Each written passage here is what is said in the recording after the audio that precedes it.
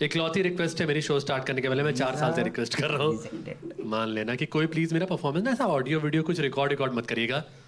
बड़ा ही genuine reason है मेरे पास उसका कि देखिए मेरा अपना डाला हुआ भी वायरल नहीं हो रहा है।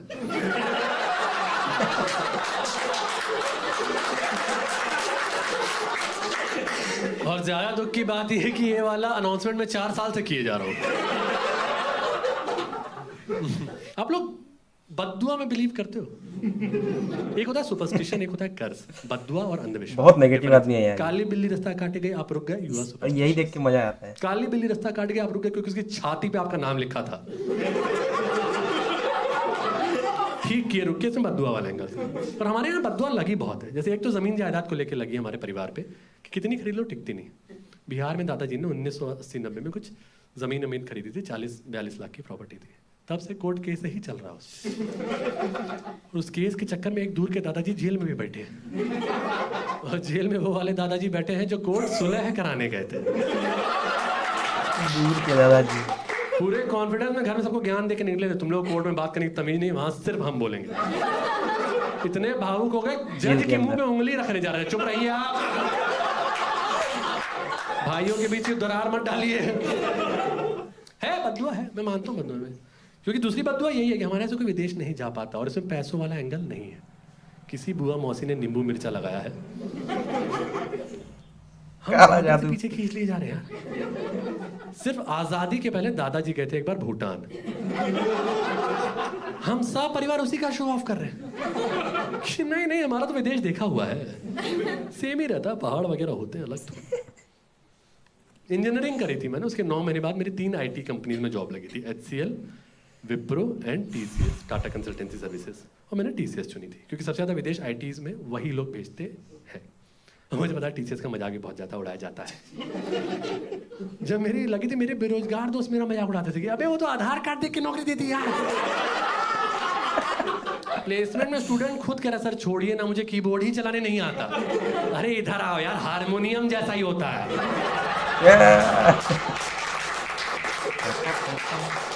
सीख जाओगे धीरे धीरे, मैंने खुद तबले से स्टार्ट किया था।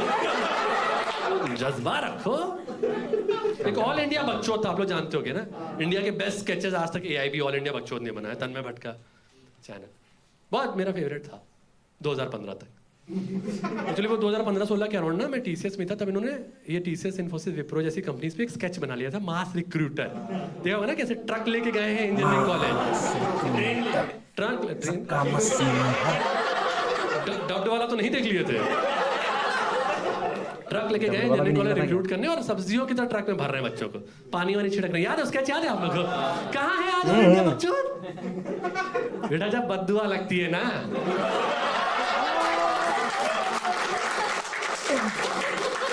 ऑलमोस्ट रिएक्शन चैनल बंद हो जाते हैं। बहुत बढ़िया कंपनी है TCS, बहुत इतने। और मैंने तो जहाँ से मतलब ऑलमोस्ट रिएक्शन चैनल बन गया है तन्मय भट्ट का। मेरा जेल बनता था। हर कॉलेज में बच्चे नशे करते हैं, इट्स वेरी नॉर्मल। हमारे यहाँ सिर्फ नशा ही करते थे, इतना कि मैंने 3rd ईयर से ब्लड टेस्ट कराना बंद कर दिया था, कितनी घनघोर बीमारी हो जाए कि रिपोर्ट की जगह साला कहीं चार्जशीट ना आ जाए कि ये तुम्हारे खून में मिला है, ये नाइजीरिया में पाया जाता है। हॉस्टल में छापा पड़ा था, एक कोर्स की किताब नहीं निकली किसी कमरे से। चरस गांजा बियर की बोतल, एक 8 साल का बेटा, गंदी किताबें, 8 साल के बेटे के हाथ में गंदी किताब। 3.5 लाख का एजुकेशन लोन लेके गया था इंजीनियरिंग करने, और ऐसे ही वापस आ गया। पापा आ गए, कर्जा बढ़ा है और दाढ़ी। अब मिडिल क्लास और लोअर मिडिल क्लास घरों में ना ऐसे ही कर्जा बड़ा रैंडम चल रहा होता है। अजीब चल रहा होता है कि 3 लाख लिए थे, 13 लौटा चुके, खत्म ही नहीं हो रहा यार। उसमें अपना और ऐसे घुसेड़ दो ना बेरोजगारी के साथ वाला कर्जा। इतने ताने पड़ते हैं समाज से, तो पड़ते ही है। समाज से बात, शादी वादी में जा रहा हूँ, कोई कुर्सी नहीं पूछ रहा कि बैठा तो है अपनी बाप की छाती पे, अब क्या आलती पालती भी मारेंगे ये। और अपने माँ बाप ना डायरेक्ट ताना नहीं मार सकते, उनके अपनी औलाद तो इनडायरेक्टली मारते थे। मुझे देखते ही ना पापा मम्मी जान मुझे घर के खर्चे डिस्कस करने बैठ जाते थे। फ्रिज की EMI चल रही है, वॉशिंग मशीन भी लेना था, कहाँ से ले पाएंगे, इनका एजुकेशन लोन भी तो बाकी है। कह रही ये क्या होता, क्या करूं मैं यार, मंगलसूत्र नोचना शुरू कर दूं सड़क पे, आंटियां देख के लपक जाऊं, क्या करूं मैं यार। इतना प्रेशर देते थे, मैंने प्रेशर में एक बच्चे को ट्यूशन पढ़ाना शुरू किया, बच्चा ही फेल हो गया यार वो। उसकी मम्मी घर आके कह रही ये टॉपर था।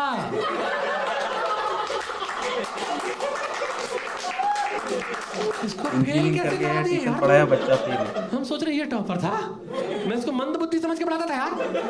टॉपर की रैंडम ट्यूशन कौन लगवाता है? मैं उसको ऐसे पढ़ाता था, बेटा 40 नंबर लाने हैं कैसे भी। वो कह रहा सर क्या कह रहे हो, 40 से तो ज्यादा ही आएगा। मैंने कहा यही ओवर कॉन्फिडेंस तुम्हारा। चुपचाप 40 की तैयारी करो, बाकी पन्ने ही स्टेपल कर रहा हूं मैं।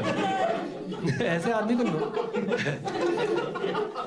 ऐसे इंसान को नौकरी मैं बहुत इज्जत करता हूँ यार, टीसीएस बहुत। और बाकी विदेश भेजती है, इसमें भी कोई मैं झूठ नहीं बोला। मैंने 6 साल नौकरी करी एग्जैक्ट टीसीएस में। 134 लोगों को अपने आंख के सामने मैंने विदेश जाते देखा है। पर आप नींबू मिर्ची की ताकत देखिए। 6 साल की नौकरी में सिर्फ एक ट्रैवल अपॉर्चुनिटी, वो भी दिल्ली टू बैंगलोर, और सेम डे रिटर्न। मैं कसम बता रहा हूं, पायलट सेम था मेरा। मुझे दोबारा देख के कह रहा है रह गए थे क्या? रह गए थे। पानी की बोतल थोड़ी रह कैसे, क्या बात तमीजी कर रहे हो? नेगेटिवली बहुत पॉजिटिव। जब मेरी शादी हुई थी ना, तब मेरा दुबई का प्रोजेक्ट था टीसीएस में, और 10 लोग थे प्रोजेक्ट में, तो 2 दिन 3 दिन के लिए भेजते थे। तो जो वाइफ ने पूछा हनीमून पे कहाँ, मनाली, डलहौजी, शिमला में, कहा इंटरनेशनल रहेगा। इंटरनेशनल वगैरह प्रेफर करते हैं। मुझे लगा सबको भेज रही है टीसीएस, मुझे भी भेज ही देगी, 2 दिन तो उसी को मान लेंगे। और ऐसे अपने इंटरनेशनल रास्ता जैसे ग्लोबल जो है ना रिप्रेजेंट करेंगे। चौड़ में बोले थे कि हनीमून पे तो हम पक्का विदेश जा रहे हैं, और गए थे मेरी फेवरेट सिटी फाइनली, अमृतसर। शाम में वाघा बॉर्डर गए थे कि सोचे कम से कम वाइफ को पास से ही एक अब्रॉड दिखा तो दे। प्लान मेरा दुबई का ही था। मुझे लग गया था एक पॉइंट पे कि टीसीएस में ताकत नहीं है मेरी किस्मत से लड़ने की।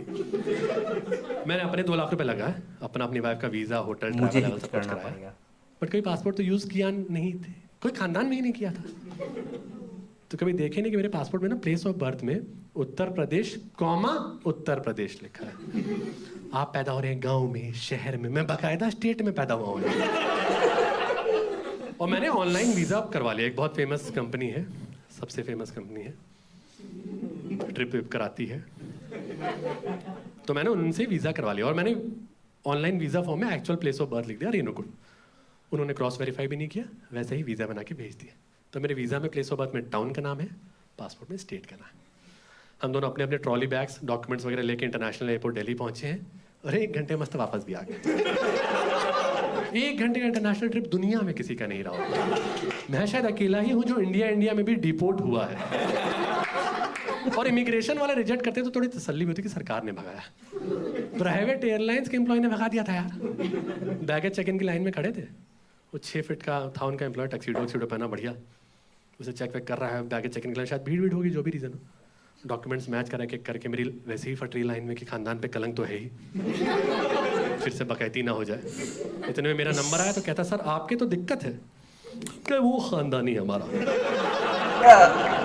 नॉर्मल है, नॉर्मल है। आगे बताओ। कह रहा सर इतनी बेसिक प्रॉब्लम आपने गलती की है, प्लेस ऑफ बर्थ ही नहीं मैच कर रहा है, वीजा में टाउन का नाम लिखे हुए, पासपोर्ट में स्टेट का नाम लिखे हुए, कैसे भेज दूं? रूल स्ट्रिक्ट होते। मेरे 2 लाख रुपए लग गए थे, और इतनी उम्मीदें। मेरे मुंह से निकल गया कि यार ये सुपर सेट ही तो हुआ ना।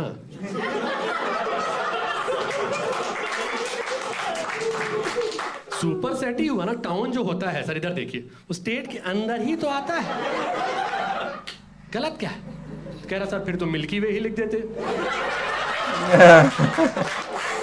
गलत क्या है? और अपनी जगह दादाजी मैं क्या बात मैं जलील होना हो गया यहाँ पे। लोग खुसूर फुसूर करने लगे, अपना चेक इन छोड़ के इसको देख रहे, मेरे को देख रहे कि यही बढ़िया है, ये ज्यादा इंपॉर्टेंट एंटरटेनमेंट। पीछे एक सीनियर सिटीजन कपल था, वो तो बदतमीजी बता रहा था यार, ये क्रिमिनल होगा क्रिमिनल। मेरे आगे लगा तब से साले पे शक था हमको। सुन रही हो, ऊपर जाता हाईजैक वाईजैक कर लेता। हम कहे हाँ अंकल हाईजैक ही करने तो जा रहे थे, साला डॉक्यूमेंटे नहीं मैच हुआ यार।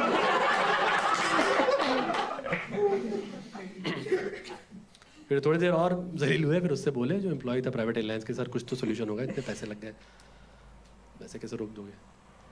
कह रहा जिससे कराया उससे बात करो। मैंने उस फेमस ट्रिप कराने वाली कंपनी से कॉल लगाने की कोशिश की, उनका कॉल ही नहीं लग रहा। तो मैंने उसको बताया नहीं लग रहा क्या है। मतलब? साले ने इतनी घटिया बात बोली उस एम्प्लॉय ने। हाँ कराने वाली कंपनी की बात कह का रहे नाम भी सस्ता बता वाला दो तो नहीं भाई। करवा लेते सर। ये क्या तरीका है बात करने का यार? मना कर दो। ये क्या तो टोंट मारने बैठे हैं? इतना गुस्सा है मन के साले को, अकेले पीटू उसको फील हो कि ग्रुप में पिटा है ये। पर ना महंगी जगह की एक वाइब होती है, आपका एक्चुअल नेचर ना यहीं अटक जाता है कि है इतना गुस्सा आ रहा पर निकाल ही नहीं पा रहे कि बढ़िया मजाक ये ना उड़ाए पर करो, और उड़ा वो देते ना तो मजा करो। सा आ जाता। फिर क्या थोड़ी देर और जलील हुए, उसी ऐप से शताब्दी का टिकट कराया, इधर भी जली, उधर भी जली। ट्रेन में बैठे निकल गए। बद्दुआ अद्दुआ से लड़ने की कोशिश ही नहीं करनी चाहिए, बहुत पावरफुल चीज होती है। पर इस इंसिडेंट के ना एग्जैक्ट 12 महीने बाद वो प्राइवेट एयरलाइंस बंद हो गई। पॉइंट इज गरीबों की हाय नहीं लेनी चाहिए।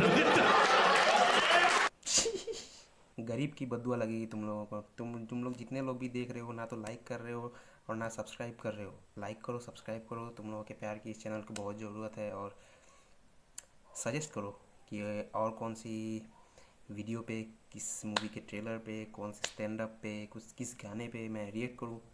मिलते हैं अगली वीडियो में। जय हिंद।